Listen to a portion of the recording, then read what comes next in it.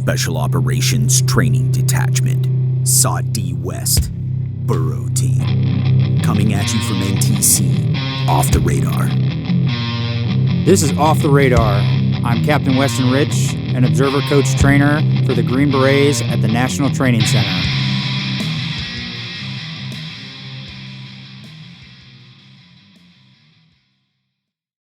This is part 2 of our conversation with John and Wes, the team leadership from an SF team that recently executed REDSOF, or Special Operations Opposing Force, here at the National Training Center. Last time, we covered preparing for REDSOF, expectation versus reality, and working with the dedicated opposing force, Black Horse. If you haven't listened to that episode, please go back and give it a listen. In this episode, we discuss what the role of REDSOF is in large-scale combat operations, the risk versus reward in terms of equipment and personnel that you can bring to a rotation, and what missions are more appropriate for conventional forces. Yeah, you think that was valuable to see what your electromagnetic spectrum looked like? Yeah. Okay. And back to one of your questions, our echoes got with some of our SFOD-As at group and did some sort of, we'll say, training in that realm to try to see what is observable, some stuff like that. So actually having somebody go and try to collect that was also interesting and valuable. So knowing that you were planning to be out here for nearly a year, did you try to request any support from SFOD-A, EW, Cyber, any enabler within group? No, I specifically went against it, to be honest. Okay. Yeah. Why? So sort of the genesis of it is we wanted to treat this as, a large scale combat operations. How does an ODA fit? Where does it, what are we going to do? What's the mission set? And I just kind of had it in my head, and I'm not saying it's right, but my idea was, no matter what, we're going to have to be a small package. We're going to have to be a small package, self-sustaining and autonomous.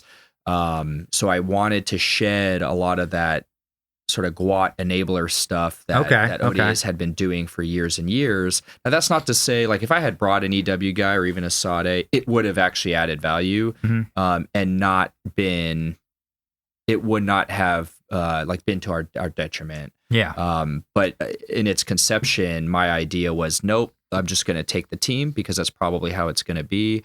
And real small, light package ODAs doing this thing on their own. Okay. So kind of like what was said during the AAR today, where like, hey, you're going to deploy with what you have. Whether you have camo nets or not, you're going. You're going. And you're not going to get all these additional enablers all the time. Somebody else is going to get them. Or sometimes they can just be a liability, and not because of who they are, but just because of how they increase your package size. So, for example, you're just out there deep behind enemy lines. I don't know. We're going to have to do something about that. You're fine. But every time you bring another guy. The size of your force, scout. Right. Every time you bring another guy, it's another mouth to feed, more water. Yep. Or it just increases your signature, right? Yes. So now if I have one SFOD-A, that's okay. If I have 3 and then 2 EW guys and 2 cyber guys and a drone operator, now my MSS is much larger. Do I have the vehicles to support that? Yeah, so it's a balance of everything, right? Yeah. So you got your physical signature and then your electromagnetic signature. And then with that, like just the number of people, vehicles, blah, blah, blah. You're putting off heat, you're putting off electromagnetic stuff, you're putting off, just dust from walking around. Like, So we wanted to manage that and see like how much we could do just with the organic ODA. And honestly, some of the team members probably need to take more on their plate for something sometimes. Obviously, none of our guys are going to get as spun up or smart as like a guy he's an EW guy, right? Yeah. Like he's going to know everything about that subject. And then what we need to do is we need to get ourselves educated on those things from those guys and use them while we can. And then in the situations where we can't, when we can only take 12 guys, that's when that's when our team has to do it on our own. And the only way we're going to do that is educating ourselves, like when we're at home station, getting with those guys, bringing them out to some training, seeing their training, see what they do. Yeah. Easier said than done, though. Yeah. Yeah. Absolutely. It's way easier said than done. Everybody's got crazy training schedules. Yeah. And even within the same group, it's kind of hard to talk and get on people's calendars and be like, hey, 100%. Whether they're in the GSB or the TISCO or even your battalion, BSB or BSC or whatever fifth group calls it, the headquarters battalion, battalion support company. Yeah. They got things they got to train on within their MOS, and then the job that they have to do just in general day to day.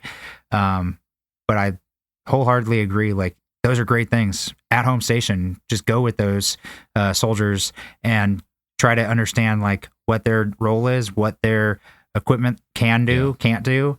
And then hopefully you get a little bit of familiarization with it. You're never going to understand it to the level that they are, because you already have 30 other things you're trying to do. You got a lot of other jobs. Yeah, no joke. But I think it's cool. Deliberate decision on, hey, we are going to go out. We are going to be a small force. We are going to self-sustain. How do you think it turned out for you? Yeah, right or wrong. I think lessons were learned. I think overall, I'm happy with the decision, and that's not to say that it wouldn't have been value added to have an enabler with us, because it probably would have, frankly. If I could do it again, I think we would probably analyze at least a little more the benefit of that. Yeah. But overall, I think it went well. I think we were overall successful. As far as scenarioisms go. We were undetected for the most part. We stayed alive. There was no, That's we a big didn't deal. get killed or anything. Received no casualties. We received no casualties. Which maybe is a softball. Maybe he had XFLs. We'll get like all the casualties. But Judd was being too easy on you guys. That's what it was. But I think overall we were very successful sort of in that endeavor, even without those kinds of things. Could we have probably had more effects? I think so, had we brought some additional guys out. But it is a balance, just like you said, because especially when you talk about electronic signature, if I bring a SFOD-A out or somebody like that, what is he pushing? How does that get detected? Does it get detected? Stuff like that. Yeah. For sure. Yeah, that's all stuff we've talked about and thought about. It's like, I don't know how many times I got asked, are you bringing a drone? How many drones you bring in? Are you guys bringing drones? That's super popular. Everyone wants to ask. And I mean, you watch the news, right? Yeah, go on Instagram and check out some reels. I mean, you'll know their place in the combat formations now. Like you can understand what they're used for. But again, now we bring that guy with his equipment and he's pushing electromagnetic. There's all this extra stuff that comes along with that guy. It's an asset and a liability. And a liability at the same time. And maybe for some missions, that might be what we need. But, and that's something that, we should look at. It shouldn't just be a blanket. We never want an enabler on the team or with us in training. That's just not how we look at it. But it's like, okay, do I need this capability at this time? Yeah. Does it make sense at this moment? And if it does, then we need to be able to request those guys and integrate them with us. But if not, we need to be able to do things on our own. So and I don't think I'm not sure that. I think that decision was appropriate. I don't think we didn't bring a drone operator, and I don't think we needed one. And I'm not sure it would have. I'm not sure it would. I'm not sure how we would have used it or employed it. We definitely could have, but again, that's another high signature, and a lot of that's Reaper, right? Reaper kind of had that sort of area on lock too. So So without Task Force Reaper, if you were on the other side supporting the rotational brigade and didn't have I have the ability to talk to a Gray Eagle and I have X, Y, and Z, and I have much less information, and I'm even more worried about my signature. What do you think? Would you have changed anything, or would you have just been ODA organic? If what do you think, sir? That's a hard one. Yeah, that's a good question. I think if we were going to be tied into a brigade, then maybe we'd bring some other assets out, but you're still looking at the same mission set. And I think Bluesoft did something similar to us, and that's probably why, other than the first night, we really didn't see each other, because they're trying to get deep too. Yeah, absolutely. And so, I think when the number one thing is mission accomplishment, and the number two thing is survivability, you really have to dig down and look at what can you do or not do, for example, to increase your survivability so you can accomplish the mission. Yeah. And you start bringing all these strange autonomous flying drones and Skynet and stuff out. And I'm just, I look at that, and it's just a big signature. It could be. Yeah. I'm not saying it is 100%, but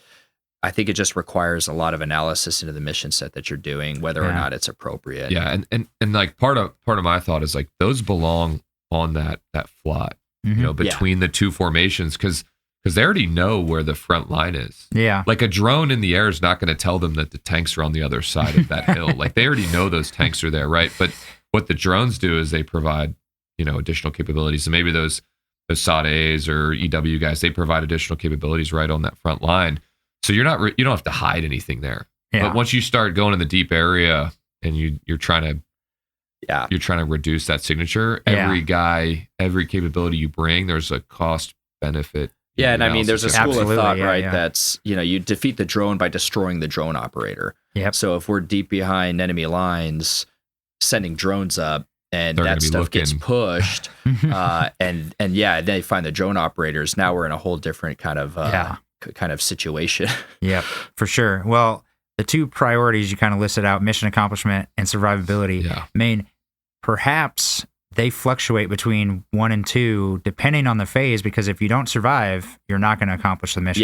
Yeah, they're mutually supporting. Or maybe they're just both top priority. Yeah. And then earlier, Wes, you mentioned like trying to figure out where does an SFOD-A fit in this large-scale combat operations construct. So let's hear expectations or thoughts prior to the rotation, and then what do we feel like after the rotation? Yeah, I think pre-rotation PDSS, we were integrating a little bit with that battalion tactical group.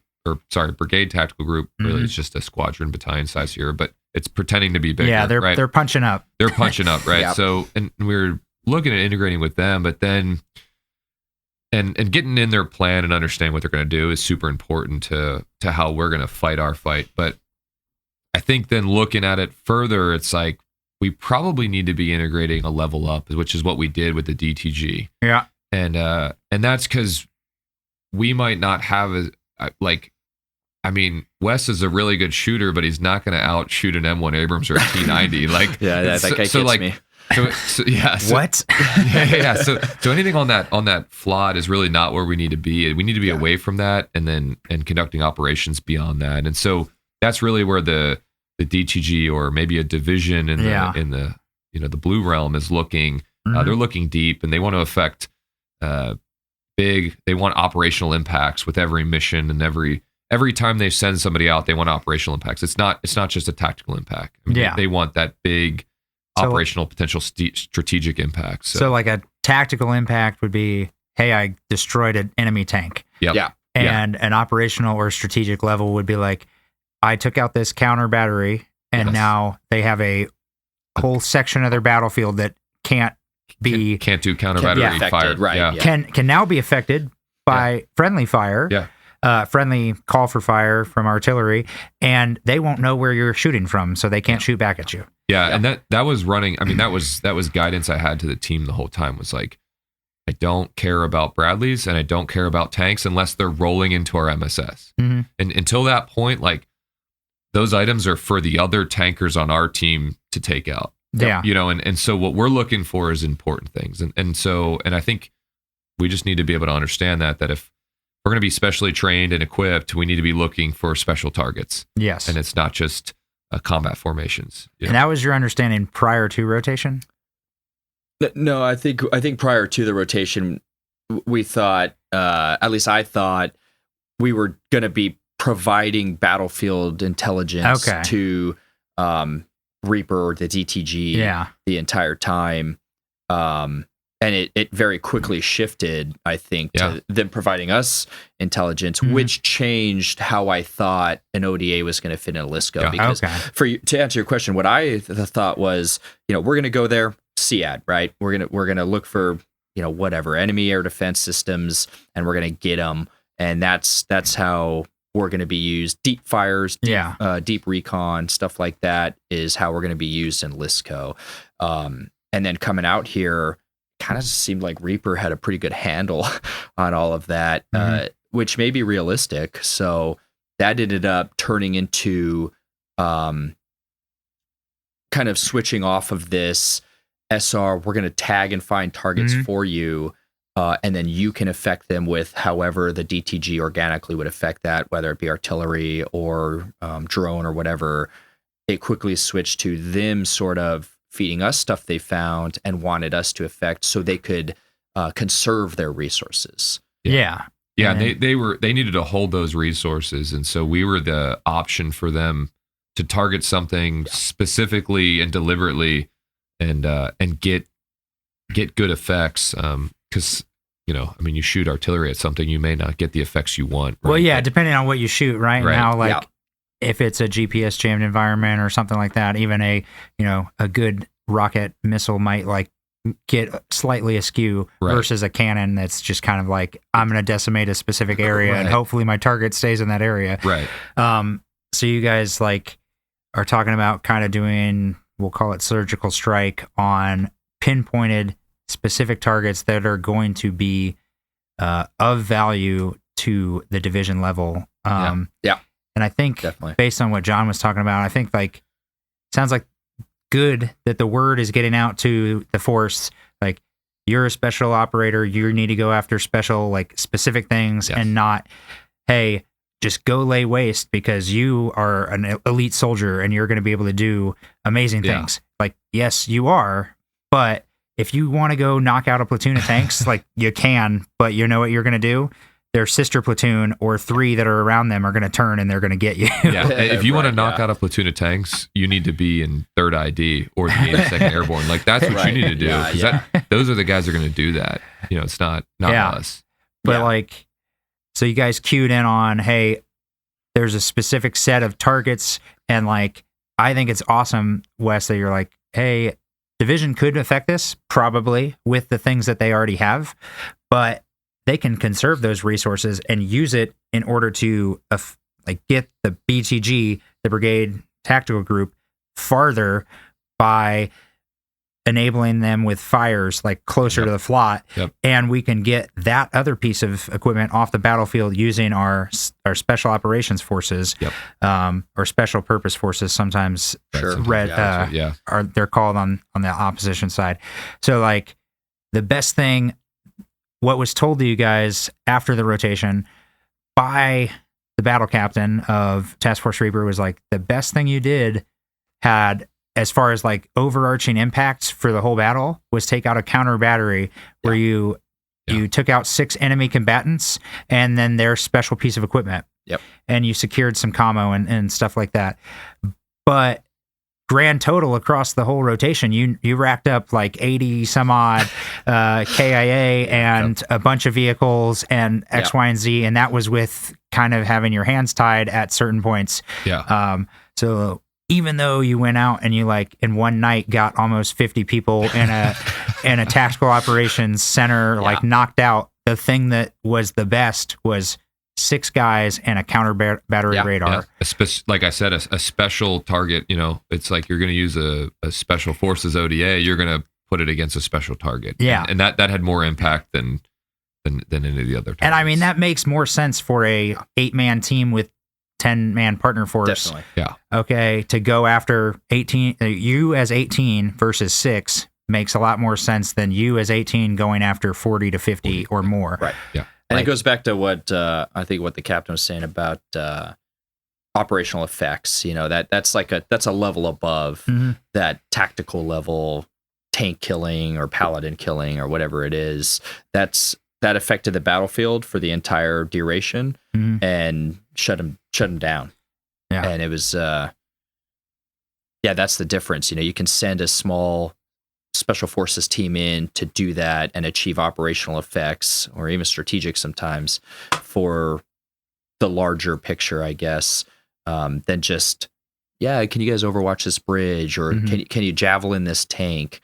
Yeah. It's like, well, we can, but your guys are also doing that and they're probably decent at it. So and honestly, like we were asked a few times by Black Horse to check out some passes and see the feasibility of a route and some things like that. And we were going to try to work it into our plan if we could answer a question for somebody else. But honestly, I mean, they've got scouts that do that job super well. I mean, those guys are really good at determining routes and seeing where enemy formations are. So like, we were like, well, you guys got guys that are almost better than us at this. Yeah. You got scouts that know the terrain. So why would you ask me? Like, that guy knows better than I do. And some of this has been an exercise in education for a conventional forces commander too, where figuring out how you can employ SOF or special forces specifically to achieve desired results and effects, because they do have that tendency, hey, you're behind already. Can you go check this gap out?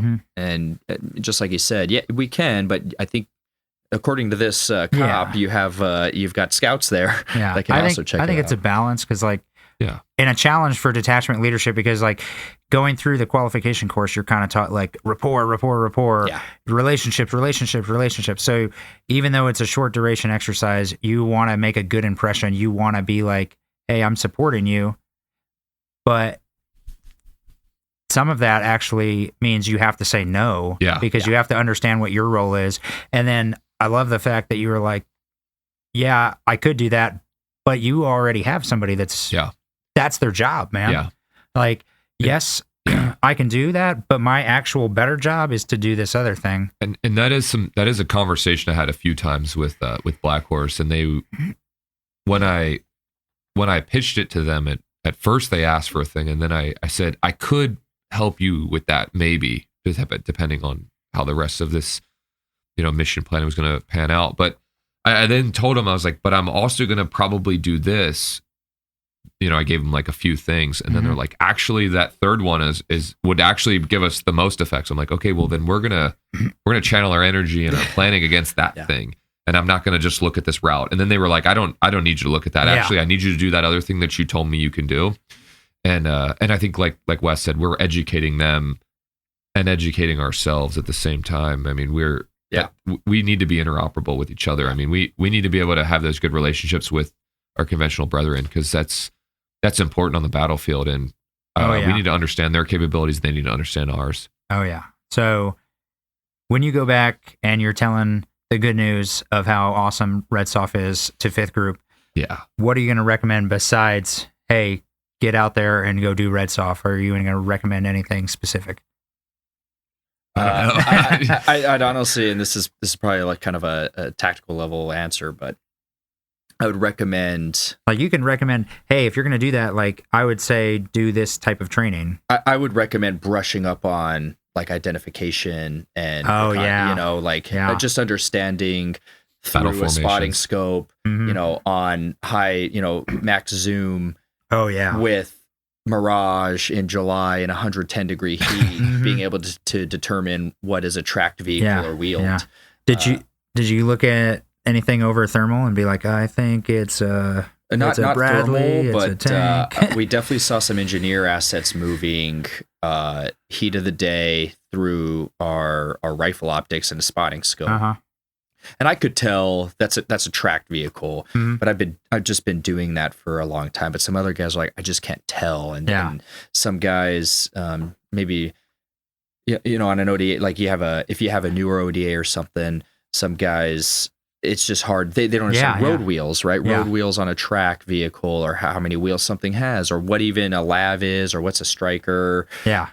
So being able to brush up on that tough at 100. Well, and at Fort Campbell, 101st doesn't have a lot of that equipment. No, so sure. it's not like you could just drive over to a motor Right. pool and look at it. Yeah. No, but that's imperative for detachments to understand their enemy, and that's a big thing. Is like you can't show up day of the fight and then expect to all be talking on the same language. I mean, and that's honestly somewhere probably where we lacked, and we probably should have done more of that beforehand. Was even in our own arsenal, we're playing REDSOF, so we're looking at blue elements, and guys aren't spun up on every single piece of equipment. And as the Army fields new equipment, you need to figure out what that is. And then as our potential adversaries field new equipment, we need to know those things as they come out. And that's part of that's as easy as putting them in the team room. Yeah. Like get those deck of cards. Get the deck of cards. Get the HPT list. Play some spades. The adversary with, deck of cards. Spades with the deck of cards there. And But that's important. Oh, that's a tell. Like, I don't know, man. Whatever. I can't even remember what tell stands for. I got 3 bags, but I have a BRDM or whatever. Right. Yeah. Oh, spades. Good time. Yeah. Okay. Yeah, that's a good recommendation. Like, that's a very basic, like, reconnaissance, something that I think RSLIC teaches. Yeah, right. That's big. Exactly. But a lot of dudes don't get to go to RSLIC. No. Yeah, they don't. And that training can take multiple forms. Probably going to RSLIC as a team would be the highest level, which is super recommended. But even down to what we're talking about, just if you did a PDSS, getting maybe the HPT or common HPTs from Reaper and just studying that stuff and just trying to understand what it looks like as it moves 22 kilometers away with boiling mirage. How do you think, or how accurate do you think you were looking through glass and determining distance? Determining distance? Yeah, if you were going to call for fire on something. Not very accurate. Not very, especially in the desert when there's no landmark. The flat, open terrain, it is very challenging because it's just your depth perception is tough. It's just gone, really, to be honest. Yeah. I often have like teams sitting up on a hillside and they're like, I can see this whole valley. Look, there's dust over there. And you're like, okay, but what is that? Yeah. Well, I can't move because I see dust. If I move, they're going to see my dust, but they're not going to have a clue who you are. Not even close, right? Yeah, and that's a good point. And you underestimate, especially maybe from more wooded areas.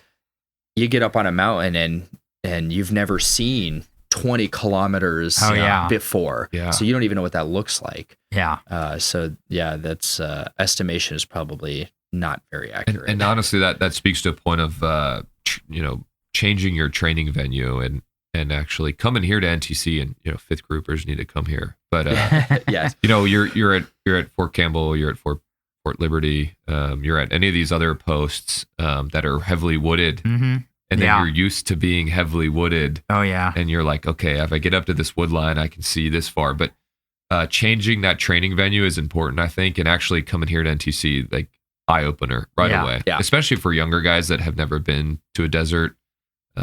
You got it out here. As fifth groupers, you will go to a desert. So. But believe there it are or deserts not. there. Yeah, I think there's deserts in other places too. There's some. I think mainly fifth and third enjoy that a lot. Not so much over here in first, but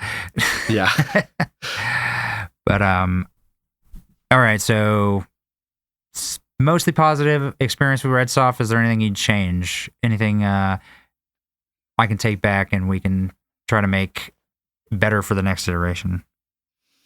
No, I mean, the only thing I'd say is maybe a road to war scenario brief. Okay. That would have opened our eyes a little bit to some of the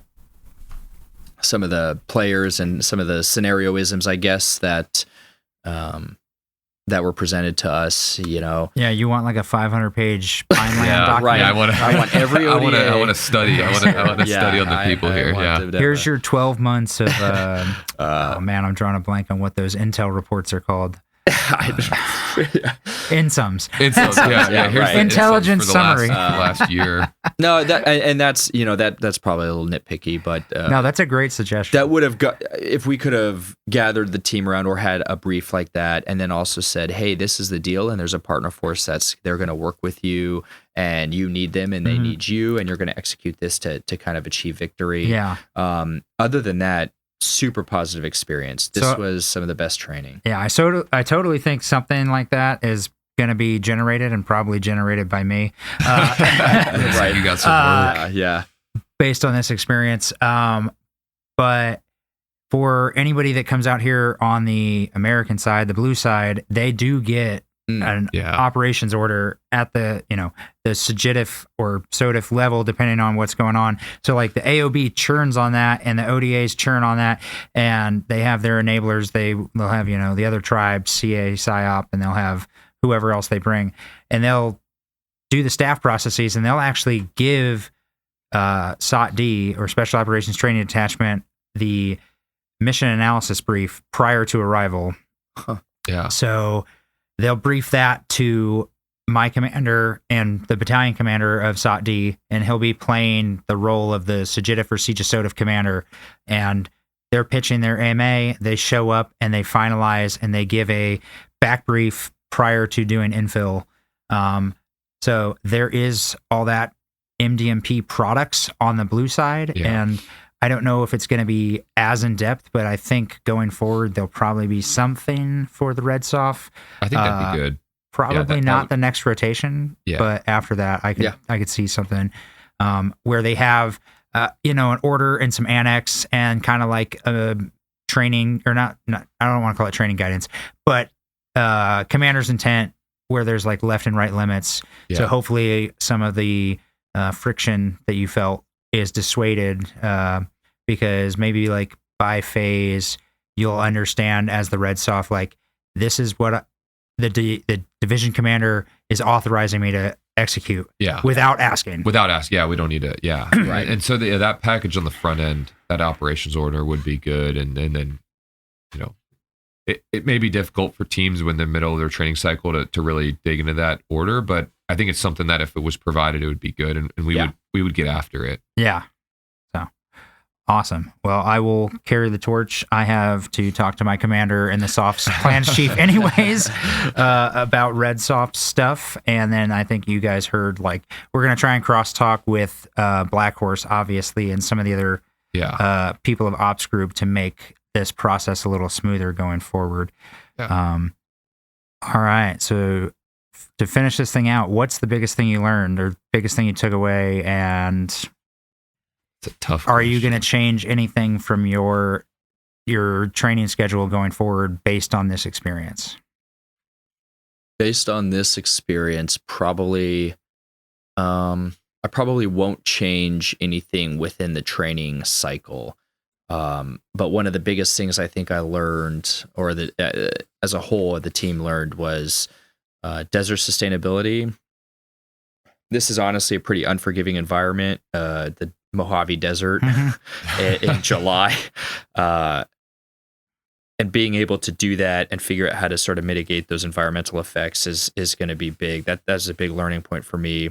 And then understanding, sort of on a larger picture, where a single ODA fits into LISCO, nests into potentially a larger element, a division or something like that, and how you can achieve effects was a big learning point for me. That was big, and trying to figure out. And that was our whole point of coming out here. We're, I think we're just curious and concerned that we want to be used appropriately by commanders in LISCO, and so it's almost a proof of concept. We want to come out and say, hey, this is what we can provide a commander in this exact, in MDO or LISCO, whatever you want to call it.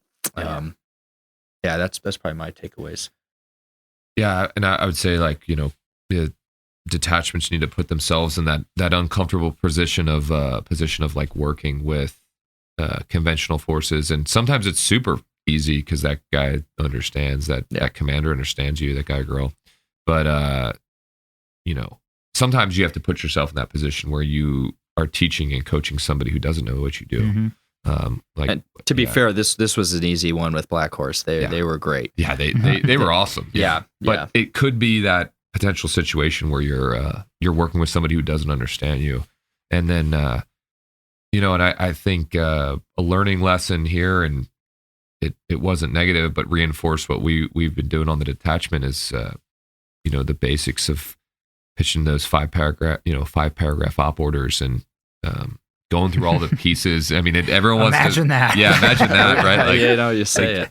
And we've heard, and it's an easy button, but sometimes you want to just do a single slide for all of your things. I just want one slide con up. Just a one slide con up. And I want to say, I'm going to interrupt, and I'm going to say thank you for not taking a red computer out to the box. I've seen it. Yeah, and that's and it's like, we don't need that. It's like there's this thing called a Ranger Handbook, and you can do a 5-paragraph op order, and you know what it does? It covers everything, and that's a learning point again, and it almost reinforced what we do on the detachment. But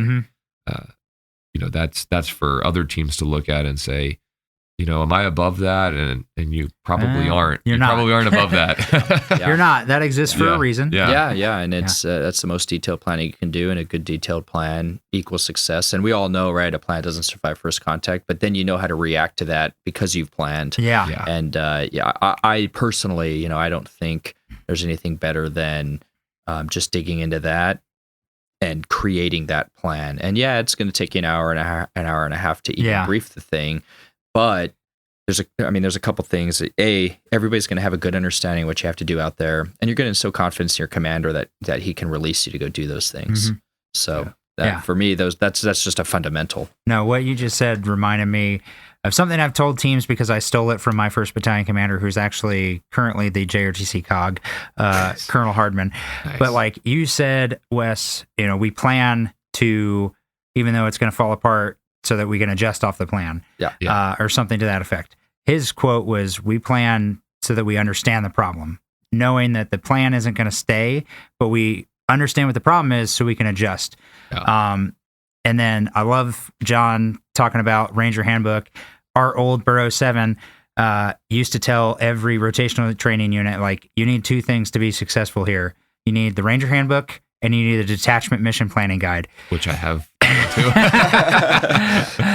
So that's awesome. I think that's so great. I hope that is like instilled in your detachment, and like as those soldiers go forward and go on into different teams and up the ranks, that they just disseminate that out forward. Because I feel like a lot of people are like, oh, well, that's for, Vietnam stuff, or that's for whatever. Right. Like, no, these are basics. Yeah. The terrain changes, the enemy changes, but you're going to have to plan. Yep. And here's a methodology, and here's a way to communicate that plan. And oh, by the way, it's got 90% of what you're going to need in it already. Yeah. So not a whole lot of thinking. Exactly. The format for you. That environment's going to change, but that sustainment paragraph is still there, and it tells you exactly what to plan for. Yeah. You're going to need to know if, your truck breaks down, what are you going to do? Yep. You're going to need a bump plan. Not something I saw you guys enact, but that is something I see, like, typically an ODA goes out and is like packed to the gills, because they're like, my sustainment is that I will not need sustainment because I know this is 10 days. Yeah. And then after I'm done, I don't have to worry about it. So they'll overload their trucks, and then inevitably something happens. Yep. And then they're like, we don't have enough seats for everybody. And it's like, well, I don't know, man, like, figure it out. Right. Yeah. So I really appreciate you guys taking the time to come here and have this conversation. I think I greatly benefited from it. I hope that our listeners do. All 10 of them out there right now. We're build a following. Yes. So go tell your buddies, hey, I'm on this like really obscure podcast, and you should listen to it. And oh, by the way, go be REDSOF. But we talked a lot about what you could do to prepare for REDSOF, what REDSOF is, how to tie into a conventional unit, namely 11th ACR Black Horse here at the National Training Center. Some do's and don'ts, and like general like expectation management of what RSOF will do and can do, and then just Soft's role in large scale combat. So that was a lot. It was really enjoyable. If there's anything you guys would like to say to close out, I'll just turn it over to you. Yeah, I think this was a pretty phenomenal opportunity for us, and we appreciate you having us and being able to kind of incorporate us in this thing. It's been great. This was probably some of the best, most realistic training that I've ever done is in my SF career. So it was really good. Awesome. Yeah. Thanks for having us on the podcast. Hopefully we get a couple more viewers, a couple more listeners. Yeah, man. Well, you can go back and you can spread the word. I'll be continuing to champion this, and congratulations on being the first non-Burros to be on Off the Radar. Right. Well, I won't say I won't out him, but I was told that it may be a good idea to link this into our sit rep. So. Oh yeah, for sure. Yeah, and if your commander's mad at me, please don't give him my. I'm just kidding. Give him my email, and it's totally fine. And Micah can cut that all out. Great. All right. Thank you. Yeah. Thank you for listening to Off the Radar, where RSOF prepares for conflict.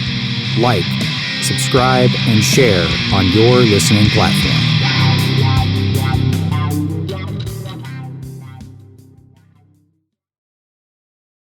Actions will determine the outcome.